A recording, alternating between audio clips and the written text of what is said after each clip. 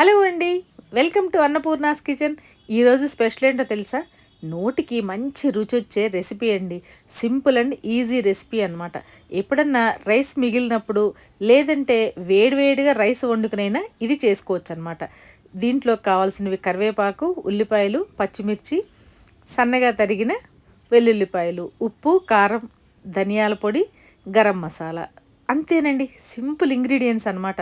టేస్టీగా ఎలా చేసుకోవాలో చూపించేస్తా, వచ్చేసేయండి. ప్యాన్లోకి ఆయిల్ వేసేసుకుని దాంట్లోకి మనం కట్ చేసి పెట్టుకున్న ఉల్లిపాయలు 4 ముక్కలైతే చాలండి. వెల్లుల్లిపాయలు, పచ్చిమిర్చి చక్కగా ఇలా ఫ్రై చేసేయండి. కొంచెం సాఫ్ట్ అయితే సరిపోతుందనమాట, మరీ డీప్ ఫ్రై అవ్వక్కర్లేదు. ఇవి ఇలా వేగుతూ ఉండగానే పక్కన రైస్లోకి మనం ఉప్పు, కారం, గరం మసాలా, ధనియా పొడి, కొద్దిగా పసుపు కూడా వేసేసుకోండి.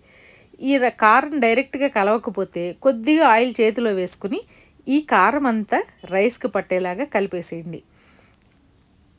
రైస్ అంతా చక్కగా కారం అంతా పట్టి భలే రుచిగా ఉంటుందండి.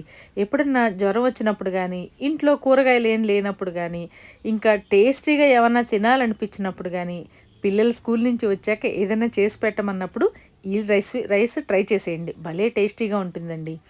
ఉల్లిపాయలు కొంచెం సాఫ్ట్ అయిపోయినాయి కదా, ఈ రైస్ని ఉల్లిపాయల్లోకి వేసేసి చక్కగా కలిపేసేయండి. ఆయిల్ మొత్తం రైస్కి పట్టేలాగా కలిపారనుకోండి, ఆయిల్ చక్కగా రైస్ విడివిడిగా వచ్చేస్తుంది అనమాట, పొడి పొడి అయిపోతుంది రైస్ అంతా. ఈ రెసిపీ చాలా ఈజీ అండి, సింపుల్గా చేసేసుకోవచ్చు. ఎంత రుచిగా ఉంటుందంటే అసలు ప్లేట్ వదలరు అనమాట. ఇలా కలిపేశాక పైన సన్నగా కట్ చేసుకున్న కొత్తిమీర వేసేసుకోండి, భలే ఉంటుందండి. కొత్తిమీర ఫ్లేవర్తో ఈ కారం రైసు, ఉప్పు, ధనియాల పొడి చక్కగా రైస్కి పట్టేసి ఎక్కువ మసాలాలు లేకుండా మైల్డ్గా ఉండి నోటికి మాత్రం భలే రుచి వచ్చేస్తుందండి. అంత టేస్టీగా ఉంటుందన్నమాట.